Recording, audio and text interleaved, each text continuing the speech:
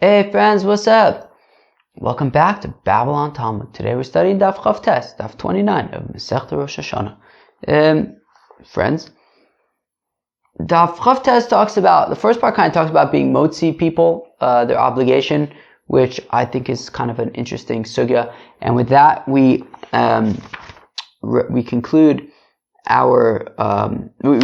the third parak of Masechta Rosh Hashana, and we start the fourth parak of Rosh Hashana, which talks about what happens when Rosh Hashana falls out on Shabbis. Also a very interesting sugya. It sort of overlaps a shtickle with lulav on Shabbos, which is also interesting, although we don't get into as much detail, which is, I guess, nice in a certain sense. So, friends, let's jump in. We're going to start at the Mishnah, Daf Chav Tes Amud Aleph, about maybe 10 lines into the page, a little more. The pasuk says at the end of Parshas B'Shalach, when discussing the fight, the struggle between the Yidden and Amalek, it says that Moshe Rabbeinu sat over there and he lifted his hands up and down. And it says, whenever he would lift up his hands, the Yidden would get the upper hand. And whenever he would put down his hands, Amalek would get the upper hand. So, effective Mishnah. What? Is it all about Moshe's hands? Or he just picks up his hands and all of a sudden the Yidden start winning. He puts down his hands and Amalek starts winning. What is everything? It's just based on Moshe Rabbeinu's hands. What's so special about his hands? Ella. Whenever the Yidden would look up towards the heavens, and they would, I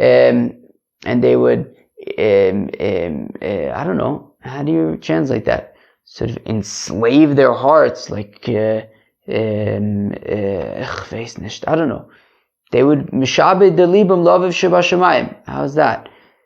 They would be like Hashem, we're all yours. Weiter. Then they would be victorious. But if they wouldn't lift up their eyes to God and say, we are yours, and be Meshaibed Libim Lalav Shabashamayim, so then they would fall. Similarly, when the Yidden were being nudniks, and then the snakes came and were killing them, so the Eibishter says to Moshe Rabbeinu, says, take a snake, put it on a stick, and anybody who looks at it was a golden snake, I think. Anybody who looks at the golden snake, they will live. I don't understand. What is this snake? What? It's up to the snake to give life and death. You look at the snake and you live. Elo.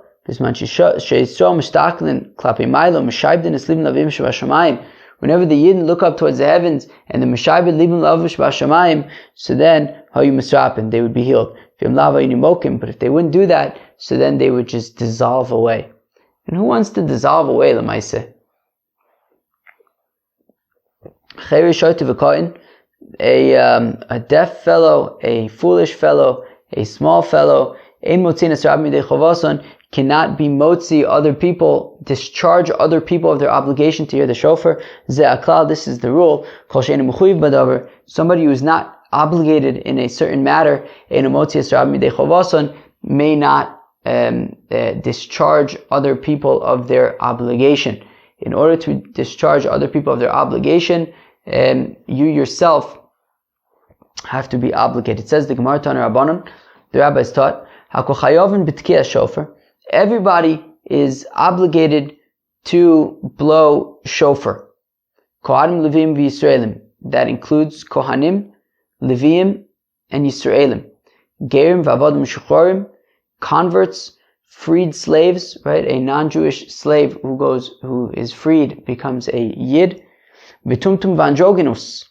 A tumtum is a fellow, we don't know if he's a boy or a girl, a yingel or a maidel. Androgynos is somebody who's both a boy and a girl. Alright. Umi she chetzio eved v'chetzio ben chorim. And a fellow who's half free, half slave, right? If you have a fellow who's jointly owned by two people, and one person sets him free, the other one does not, so he's half slave, half free. So So all these people are chayav to hear the shofar. Tumtum ena motzee lo esmino v'lo eshenu mino. A tumtum, a fellow who we don't know, is he a boy or a girl? So we said that he has or he or she has the obligation to hear the shofar. However, they cannot be motzee other tumtums or other non-tumtums. Androgynos, a fellow who's both a boy and a girl, motzee es mino, can be motzee other androgynoses, avalo es she'eno mino, but cannot be motzee somebody who is not an androgynos like him. So the distinction here between a tumtum versus an androgynous. So a tumtum is either a boy or a girl. We just don't know. And so therefore a tumtum can't be motzee other tumtums, because what if, this person is a boy and the other one is a girl, right? So, or let's say vice versa. Let's say this one is a girl, but that one is a boy. So the one who's a girl would not be able to be motzee the one who is a boy. But we don't know who's who. So therefore a tumtum should just hear somebody else blow shofar for them, because we're not sure if they're a boy or a girl. Now in androgynous, they are both a boy and a girl, and the question is, do we consider them to be a boy or do we consider them to be a girl? So if we consider androgynous to be boys, so then one could be motzee the other. If they're both girls, well then they don't have an obligation. So androgynoses can be motzee other androgynoses, but tumtums cannot be motzee other tumtums, and neither a tumtum nor an androgynous can be motzee other people. Okay? And a fellow who's half slave and half free, cannot be motzee other half free people, or certainly not other completely free people, because since he is 50% slave, so the 50% slave in him will prevent him from being able to be motzee the 50% freed person of the other person. Omer Mar, we said earlier, shofar, everyone is chayav in the hearing of the shofar blasts.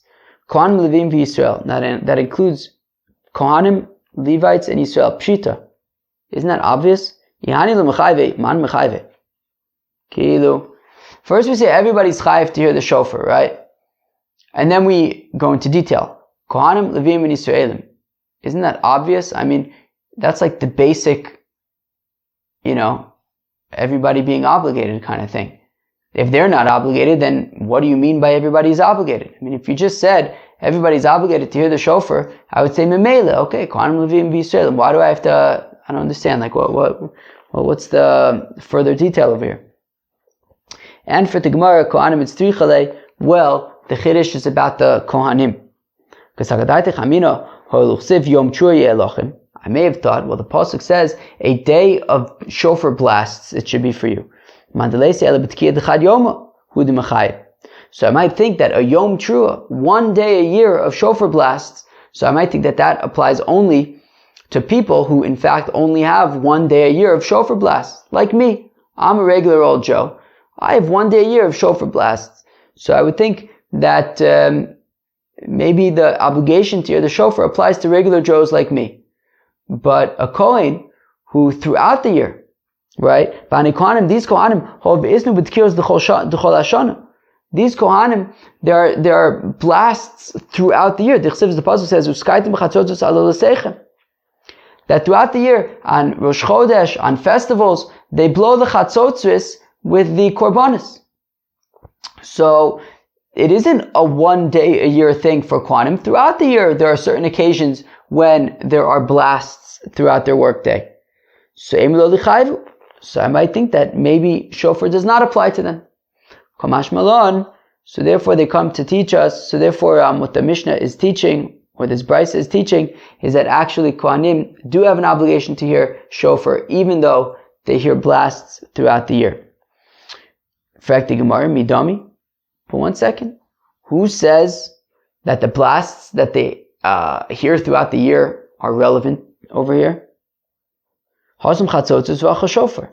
Those blasts that they hear throughout the year are chatzotzos blasts, are trumpet blasts. We're talking about a ram's horn blast.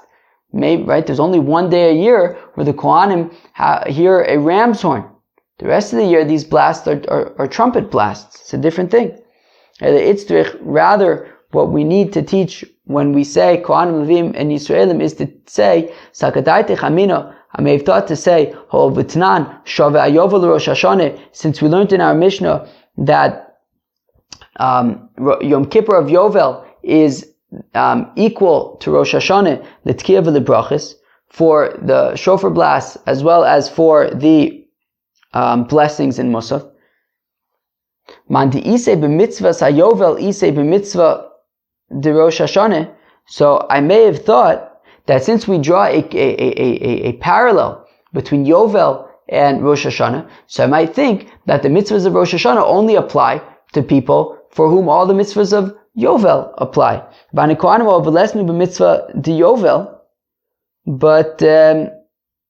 But these Kohanim who are not subject to the mitzvahs of Yovel, the Tananis, we learn in the Mishnah, Kohanim Levim mochrin la'olam v'go'alim la'olam, they could sell forever, they could redeem forever. Aim of mitzvahs of Rosh Hashana lo lichayvu kamash malan. I might think that they wouldn't be shaykh to the mitzvahs of Rosh Hashana, therefore we teach that they are. What does this mean? It means that one of the halachas of Yovel is that property goes back to its original owners, right? So if a fellow owns property, sells it to somebody else, well, at the Yovel year, the property reverts to the original owner. That's like one of the things of Yovel, Shmitas Karkos. So now, this does not apply to Kohanim and Levim.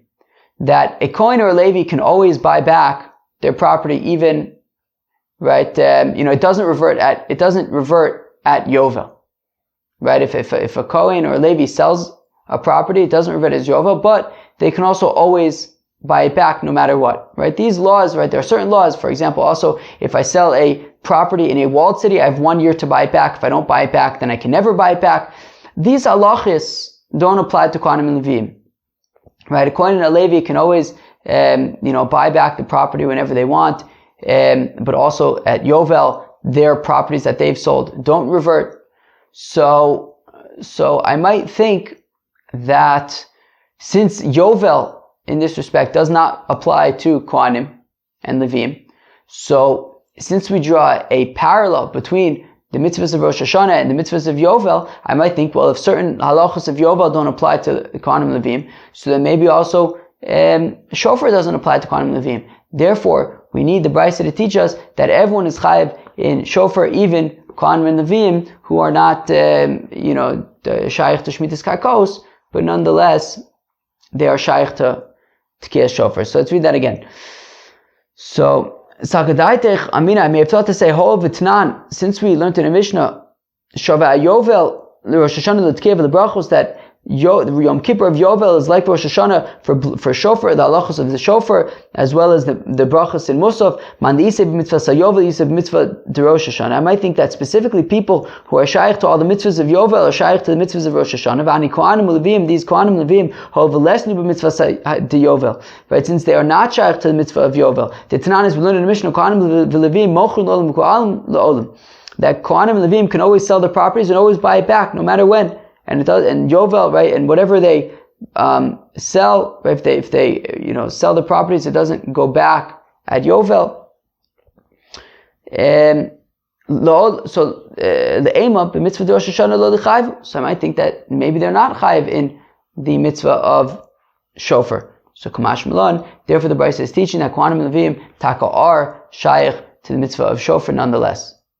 Wait, sorry, I made a mistake. I'm sorry. Kohanim and Levim also, if they sell property, so it reverts to it goes back to them at Yovel as well. And if they buy property, then at Yovel it goes back to whoever they bought it from. That is the same. Sorry, the only difference between Kohanim and Levim is actually with regard to a specific halacha, which is that if a regular old fellow, is makdish property to the Beis Hamikdash, consecrates property to the Beis Hamikdash, now belongs to the Beis Hamikdash, and the Beis Hamikdash sells it to somebody else. So at Yovel, that property reverts not to the fellow who was makdash it, but to the Beis Hamikdash. However, that's not the case by Levim. Kohanim and Levim, if they consecrate something to the Beis Hamikdash and the Beis Hamikdash sells it, it can always still go back to them and not to the Beis Hamikdash. They can always buy it back at any time. Okay, so in that sense, Yovel doesn't necessarily affect them in that sense. Okay. So therefore we had a Havamina to say that maybe the halachas of shofar don't apply to the Kohanim Levim, but they do nonetheless. So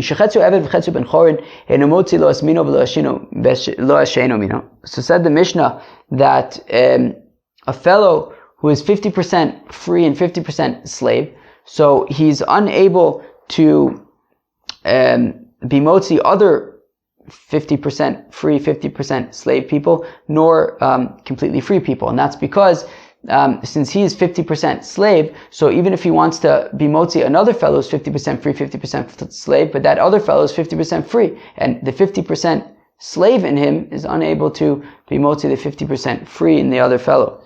Amar Rafuna says, Rafuna la'atzma motzee. Says Rafuna, but nonetheless, he could be motzee himself with Tkiyah shofar. Right? He could blow the shofar for himself. Amalei Rav Nachman, the Rafunas. Now Rav Nachman says to Rafuna, I don't understand. Ma'ishna la'acherim delo. Says Rav Nachman, I don't understand. How come this fellow is unable to be motzee, to blow shofar for another fellow who's 50% free, 50% slave? Delo osi tzad abdus umapik tzad cherus. Well, because the 50% slave in him will be unable to be motzee the 50% free in the other fellow. So la'atzmonami. So the same logic would apply even to be motzee himself, even if he just blows shofar for himself. That lo osi tzad abdus didei umapik tzad cherus didei. That the slave part of himself, would be unable to be motzee the 50% free part of himself. El Amar of Nachman af la'atzmo eno motzee. So rather, says Rav Nachman, actually, this fellow cannot even blow shofar for himself, because the 50% slave in him will cause problems for the 50% free man in him.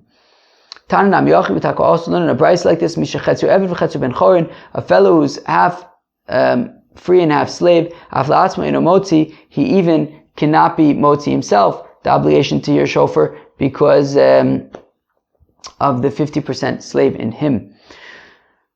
Tani Ahava bid Reb Zera, Ahava, the son of Reb Zera, taught, Kol habrachos kulan afal pi sheyotza motzi. Friends, you hear that? All of the brachas, even if you're already yotze, you can be motzee other people. Right? So what's an example? What's an example? I don't know, who could tell me an example?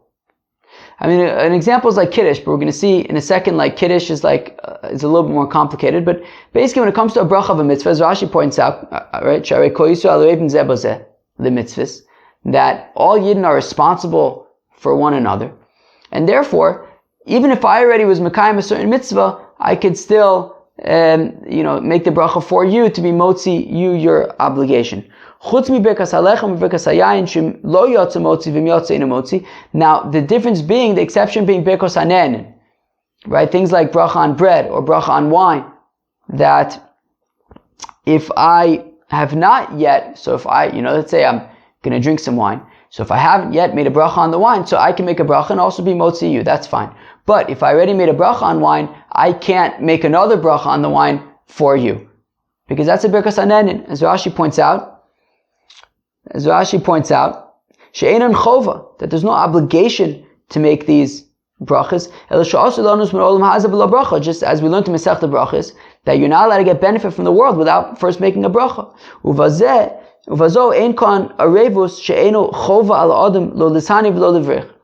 And this is an obligation because technically, okay, if you don't want to get benefit from the world, don't get benefit from the world and don't make a bracha. Okay, you don't have an obligation to make a bracha over here. Just that technically, if you want to get benefit, so you have to make a bracha, but there's no obligation that you have to get benefit from the world and you have to make a bracha.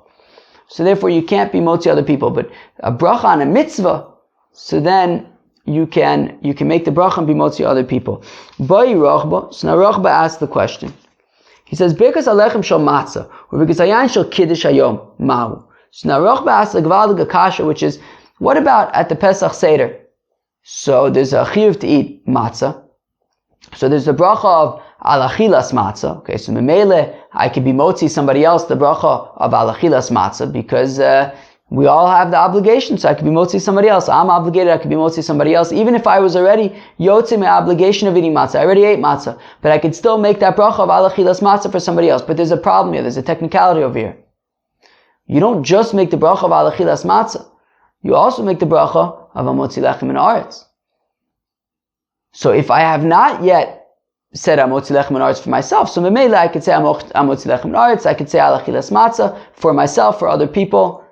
But once already I've said the bracha of motzee lechem min haaretz, so if I want to say it for somebody else, well, they're going to have to hear motzee lechem min haaretz, but I already said motzee lechem min haaretz, and that's a birkas hanenin. That's not an obligation. That's just, well, I have to eat the matzah, and I can't eat the matzah without first making a motzee lechem min haaretz. So, right, and the same thing applies to Kiddush as well. While memele, the bracha of Mekadesh Shabbis, of making Kiddush, I could do for somebody else, but if I already made Kiddush, so memele, I already said Bor Pri Hagafen, or motzee lechem min haaretz, if I'm making it on bread, but let's say Bor Pri Hagafen. So while certainly I could be motzee somebody else's obligation for Kiddush, but what about the fact that there's a Bor Pri Hagafen involved? And I already said Bor Pri Hagafen, that's not a birkas ha-mitzvah, that's a birkas hanen. Friends, you're the kasha, right? So what do we do? Do we say, well, since the Kiddush is an obligation, or eating matzah is an obligation, so I could still be motzee, even if that means that I have to say Bor Pri Hagafen again, or motzee lechem min haaretz again, because it's just part and parcel with the fact that you're going to have to drink the wine, or you're going to have to eat the matzah. So memele also say Bor Pri Hagafen, or dilma bracha lav chovi. Or maybe we say, yeah, but the fact of the matter is, this bracha is not an obligation, right? The Bor Pri Hagafen or the motzee lechem min haaretz, it's not an obligation for me to be saying Bor Pri Hagafen or motzee lechem min haaretz. It's only a technicality that if I'm going to be eating this matzah, or if I'm going to be drinking this wine after making the kiddush, or after saying alachilas matzah, memele I'm going to have to make a birkas hanenin. But that in and of itself is not an obligation to eat, to make the birkas hanenin.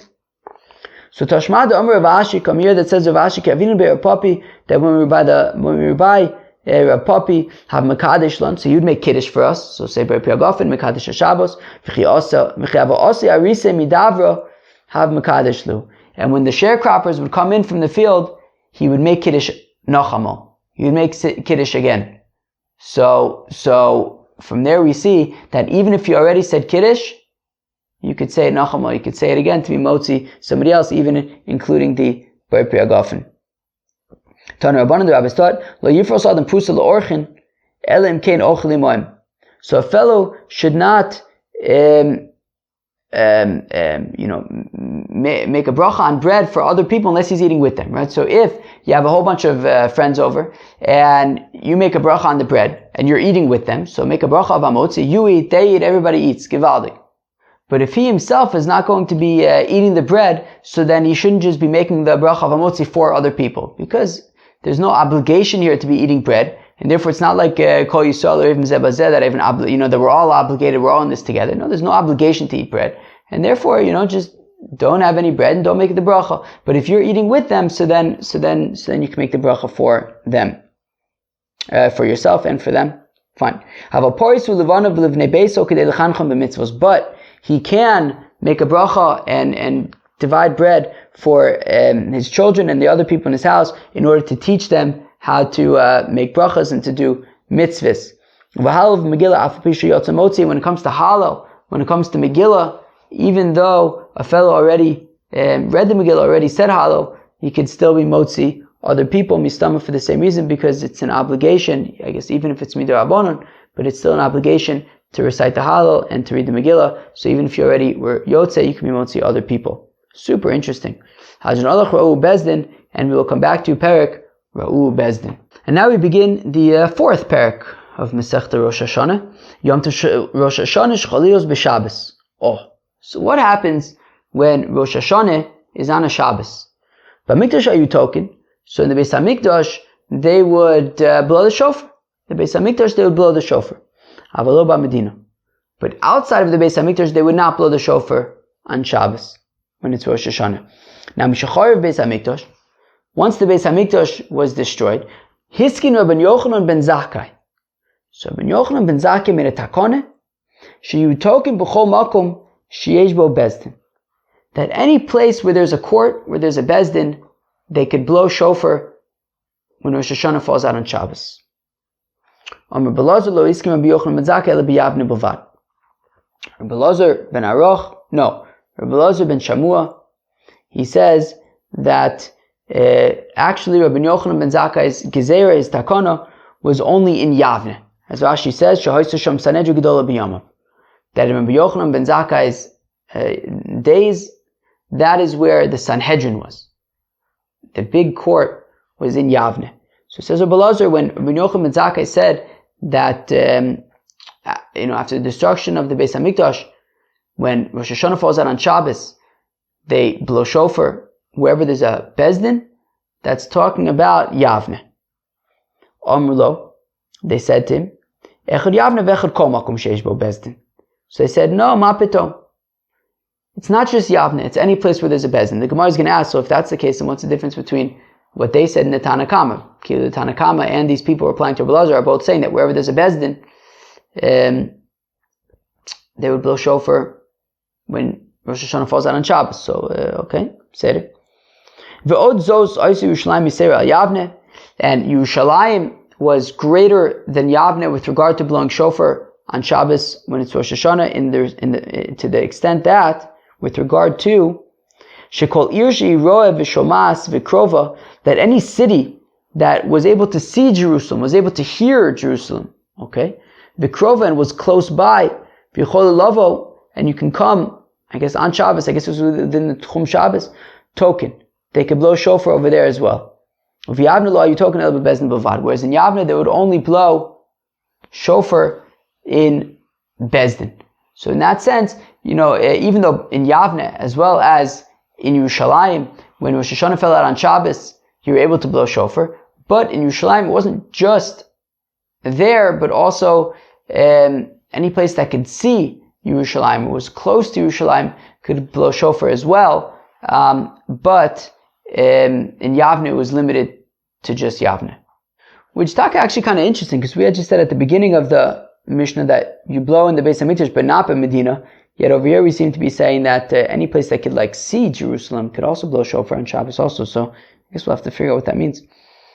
Minani Mili. So, Frekte Gemara, how do we know that when Rosh Hashana falls out on Shabbos, we don't blow shofar? Only in the Beis HaMikdash, but not outside the Beis HaMikdash. Amr B'Levi bar Lachma, Amr B'Cham bar Chanina, Kasuv Echad Omer, well, one pasuk says, Shabboson Zichron Trua. Kasuv Echad Omer, Yom Trua Yelachim. Oh. So we have two psukim. One says that it is a Shabbos, remember the blowing of the shofar. Don't actually blow the shofar, just remember it. And the other pasuk says, Yom Trua Yelachim, it's a day of shofar blasts. So one pasuk says, just remember the shofar, don't blow the shofar. The other one pasuk says, blast the shofar. Lo kash, and we say it's no problem, kam b'yom tov shechaliyos b'Shabbos, kam b'yom tov shechaliyos b'chol, that it depends when Rosh Hashana falls out. If it falls out on a Shabbos, so then it's zichron trua, remembering the trua. And when it falls out during the week, so then you mamash blast the truas. Amar Rava says, Rava imidoraisi b'mikdash echid takinan. In fact, Rava, 1 second. If we're saying that these are based on actual psukim, that the pasuk says, Shabbosun zichron trua, that we just remember the shofar blasts, that when Rosh Hashana falls out on Shabbos, we don't blow shofar. We just remember the shofar. Well, then how come they're blowing it in the Beis HaMikdash? If we're saying that Mida Oraisa, we don't blow shofar when Rosh Hashana is on Shabbos, so why would you do it in the Beis HaMikdash? Ve'od malachi de'etzich kalamute.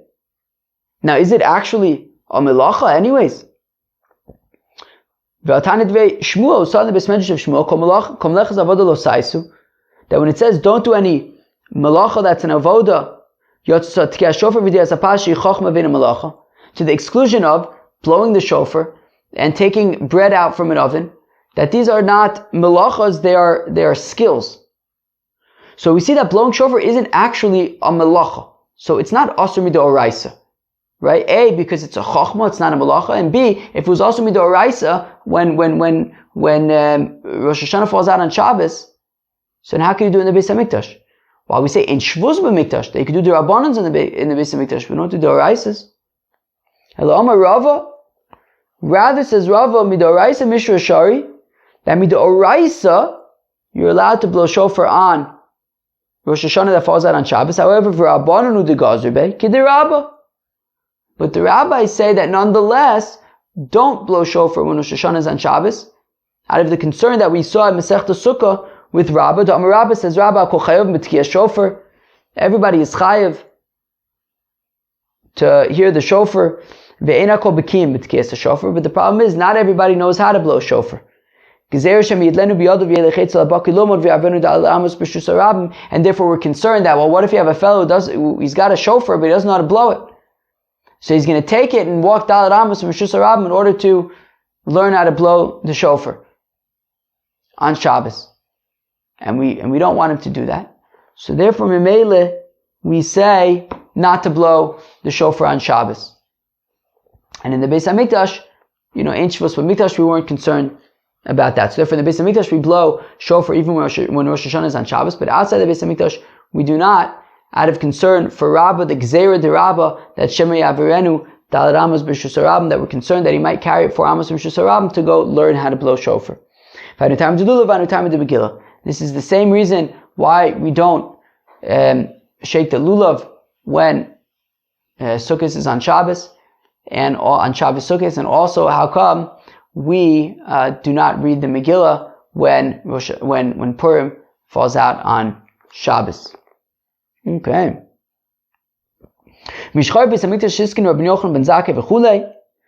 the Beis HaMikdash was destroyed, Rabbi Yochanan ben Zakkai enacted that they should read that they should blow shofar wherever there's a bezdin, even when Rosh Hashanah is on Shabbos. Tani Rabbanan, the rabbis taught Pam Achas one time.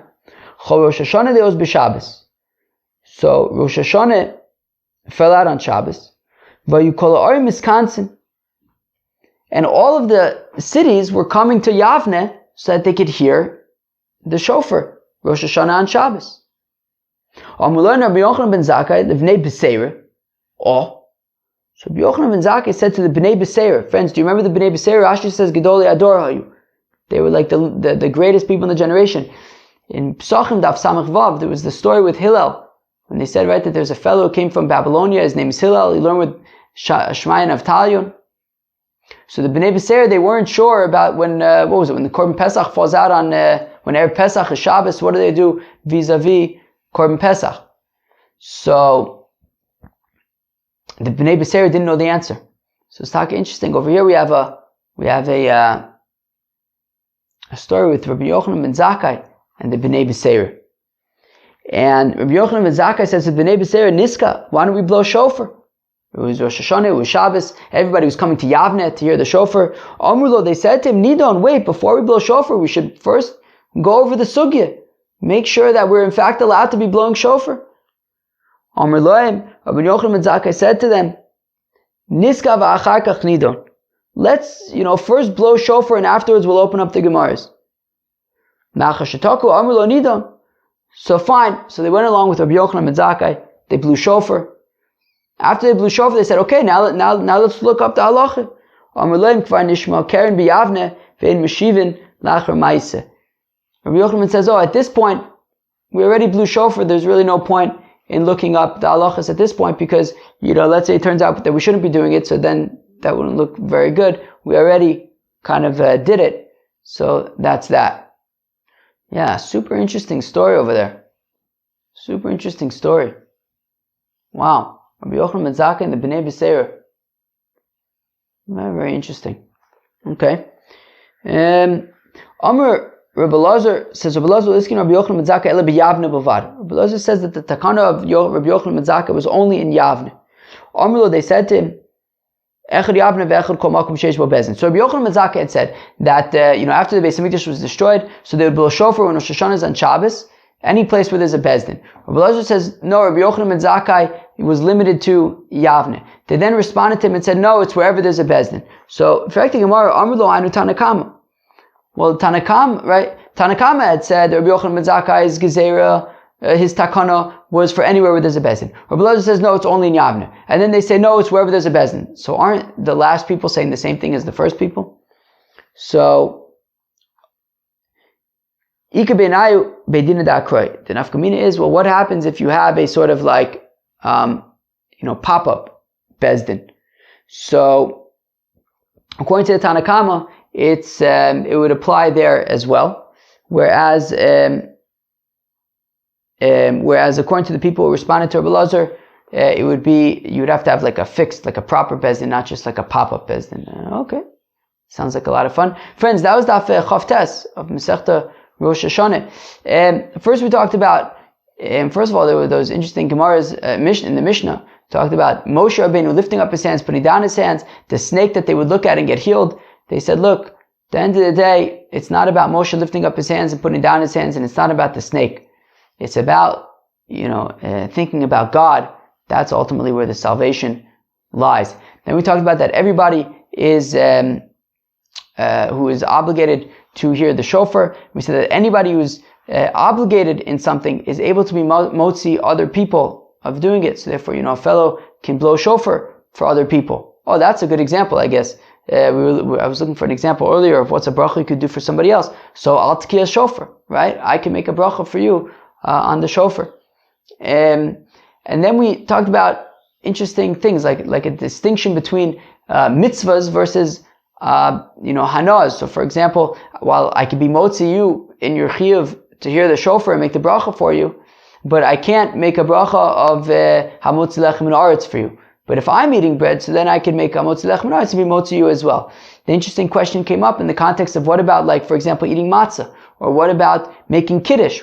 Kiddush comes up all the time, right? That can I make kiddush for you if I already made kiddush for myself? So now, in terms of kiddush itself, sure, yeah, I can make kiddush for you. It's a mitzvah. However, what about the fact that, but when I make kiddush, I'm also saying a ber piyah gafen, and I already said a ber piyah gafen for myself, so I don't need to make a ber piyah gafen for myself, but it's part of kiddush, so what do I do?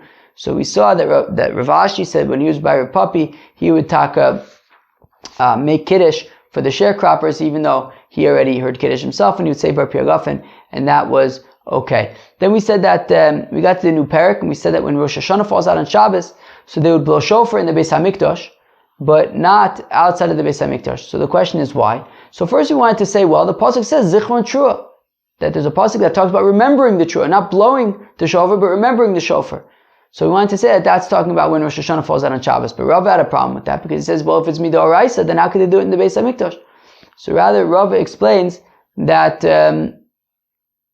rather it's the Gzeira Derabba that we learned about Masechta Sukkah, that we're concerned that if you blow shofar on Shabbos, so then if you have somebody who doesn't know how to blow shofar, you might take it to an expert to learn how to blow shofar and carry 4 Amos and Rosh Hashanah, and we don't want that. So therefore we say just don't blow the shofar when Rosh Hashanah falls out on Shabbos. And then we saw the takana of Rabbi Yochanan ben Zakkai, that after the Beis HaMikdash was destroyed, he said any place where there's a bezdin, they could blow shofar on Shabbos. Friends, that was the Chavtes of Masechta Rosh Hashanah. I hope you enjoyed. Cheers.